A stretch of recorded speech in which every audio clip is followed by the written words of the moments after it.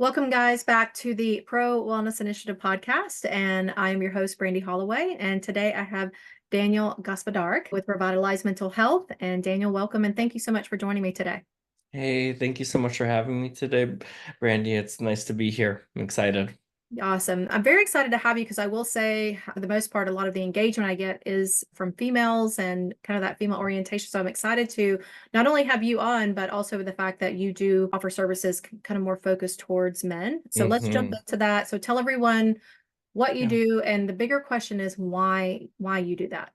Yeah, for sure. So, as Brandy mentioned, I founded Revitalized Mental Health back in March of 2021, and right now we're specifically focusing in on men's mental health, their healing from trauma, really focusing on, dads, husbands, and in the EMS, first responder realm, and military, and then also traumatic people healing from traumatic brain injuries.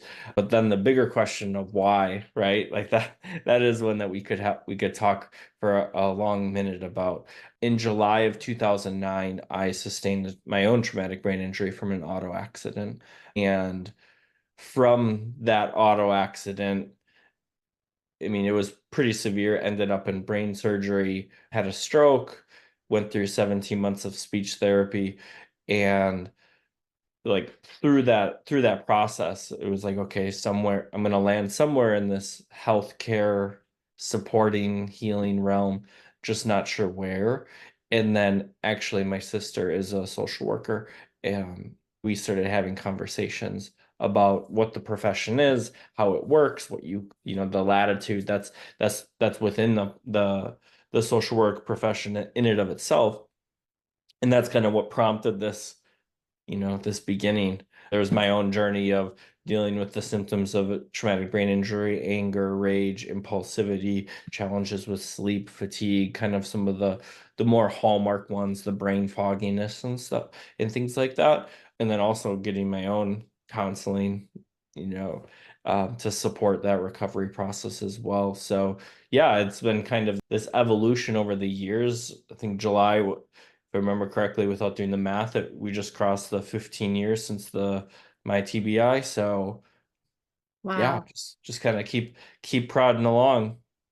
So for someone that has experienced a TBI, specifically a man that's looking for help, I've actually had a few clients, so somewhat familiar with hmm symptoms. How are you kind of helping them as far as, moving into life and doing all the Yeah, things when you have these hallmark symptoms? for sure. So it's again a very big question because it depends on the severity of the TBI. It depends Yeah. on the intensity of the symptoms as well. It also depends on the physical, like the medical component of the recovery, right? Like where are Mhm. they? Are they still, getting stitches or staples removed, stuff like that, right? So oftentimes there can be a trauma element related to how the traumatic brain injury was sustained, and then also the shifts with grief and loss of who you were, who you are now, the identity shifts, right? Maybe guilt and shame, embarrassment, right? It's a very vulnerable state to be in the hospital and not being able to use the restroom or shower independently when you could before, right?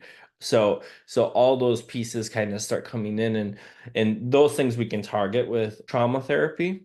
And then there's also just the adjustment back to life, right? Can you do what Yeah. you did before? For me, I was 17, so being on kind of that cusp of adulthood, there was a lot that I couldn't do before. I couldn't go play pickup games of basketball or, play even football games or anything like that because if I got hit in the head, I'd be severely injured, right? Right. So there was shifts in social networks and engagement that I could do. Also the fatigue. I was sleeping 16, 17 hours a day, right? Oh, So there was wow. like, not a lot I could actually do because at first I was in bed by, 7, 8, and then sleeping and then taking a 2 or 3 hour nap somewhere in the middle of the day. So, but then it was like after I did get a few concussions, my sleep got like turned on its head. And then the anger and the frustration because I couldn't fall asleep started coming up. Right. So it shifted. And I think with TBIs, it's just a very dynamic healing process. outside of the therapy piece, we look at just like overall functioning.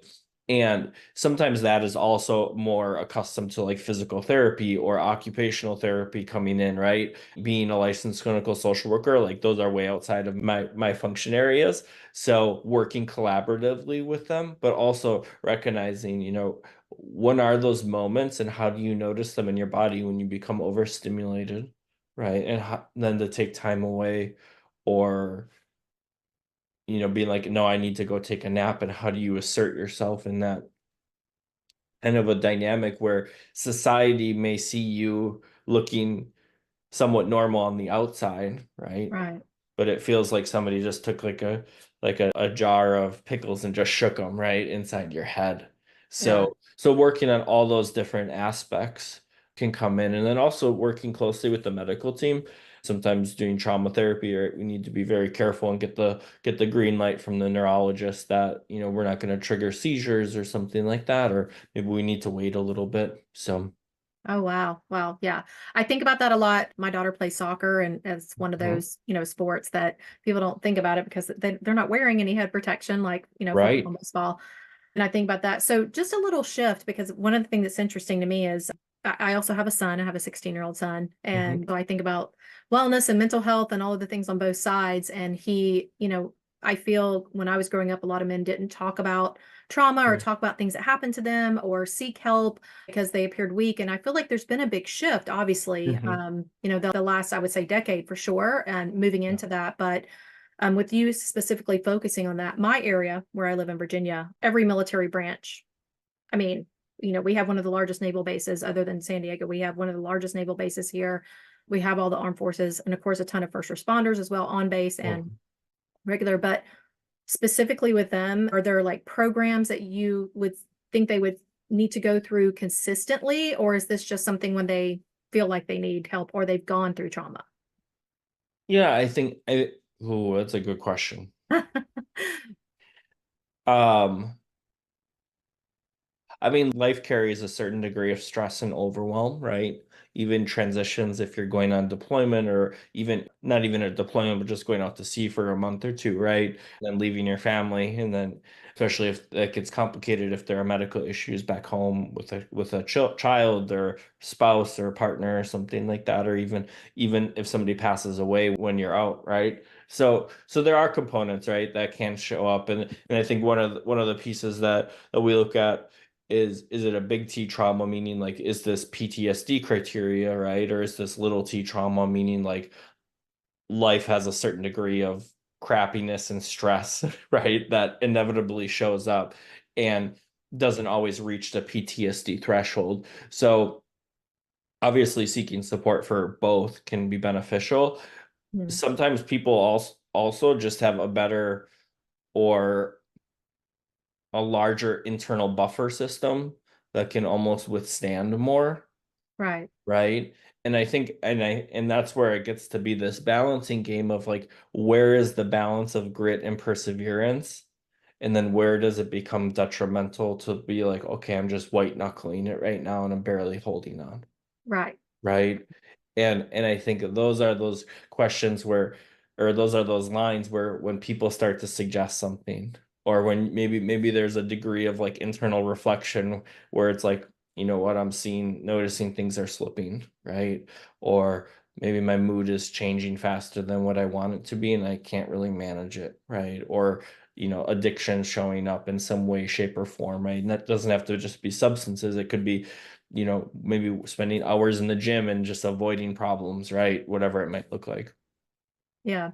Yeah. I just know, obviously being in this area and being submersed in that consistently and having friends that are Hmm. in the military or married, married in military. I see a lot of that. And just being observant, realize that I feel like that could be beneficial. Most of them here, they deploy for 6 months, 9 months. I mean, it's a long deployment. Yeah, Some of them are having their children are being born and they're not even there for that. So I would right. just think that would be a Or big, or I mean, this in the south, the southeast has been hit pretty hard recently just with weather, right? But if you're gone what is Yeah. that like? All the uncertainty that builds up, the fear that's in there, and the body, which is one of those books, right? The Body Keeps the Score that I was going to talk about. I actually heard of that book. Yeah, by Peter Levine, how the body stores stress and how it needs to also be able to integrate that stress Hmm.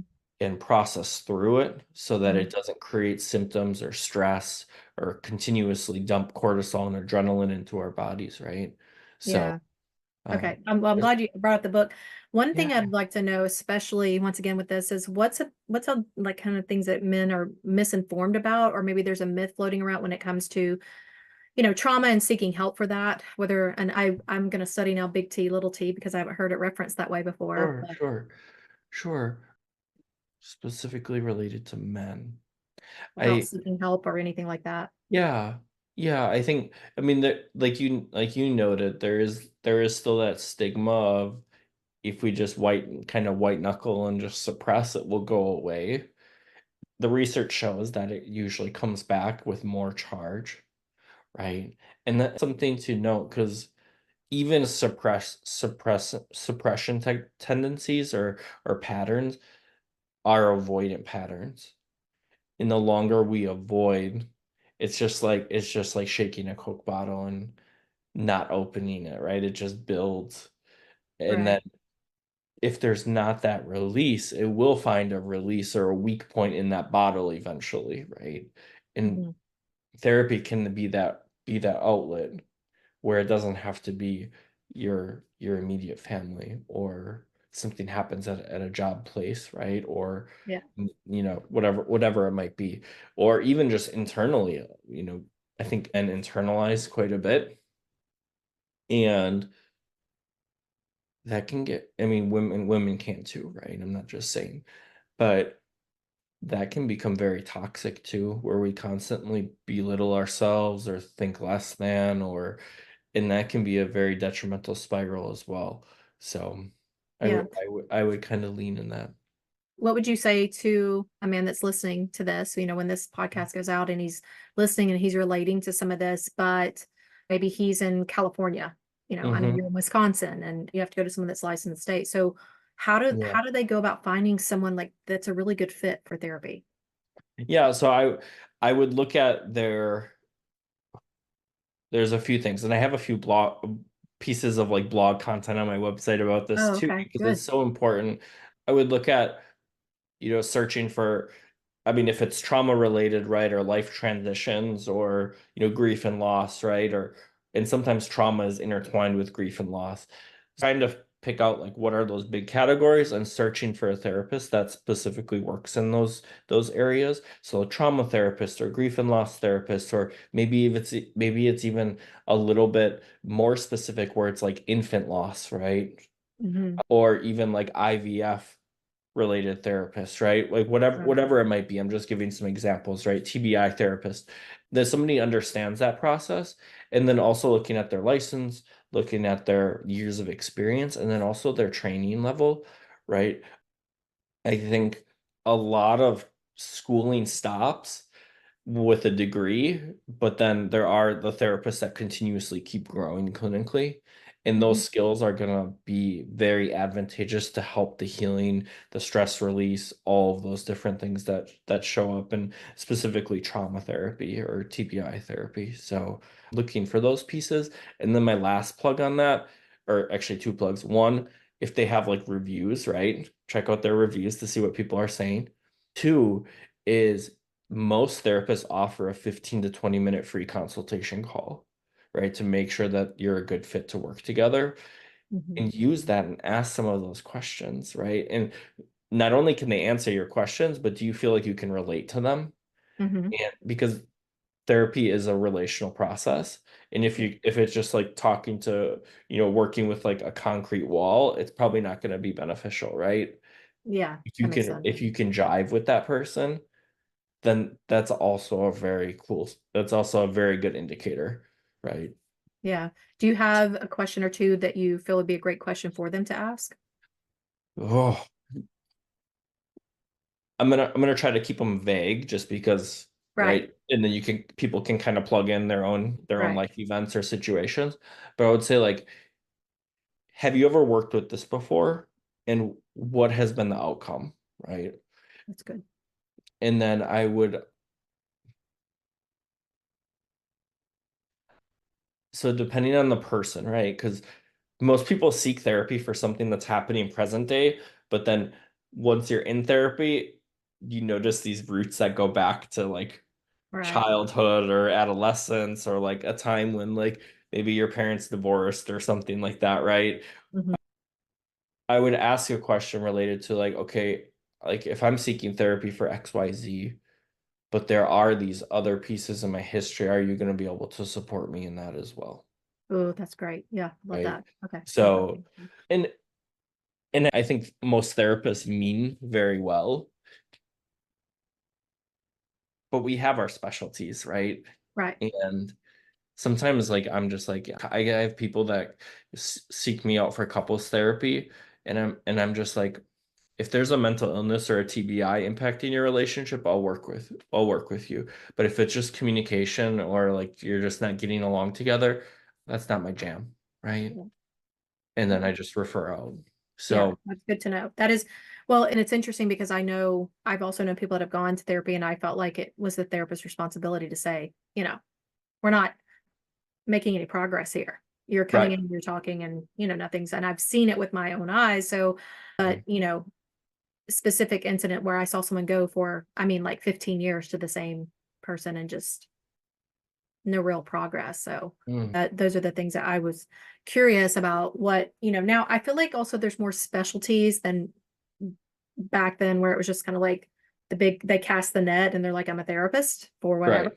So I like that there are people kind of niching down and going to those specialties too. So I think that helps. So awesome. Is there Yeah. anything else that you would want to share with the listeners just on trauma therapy or seeking help or anything like that?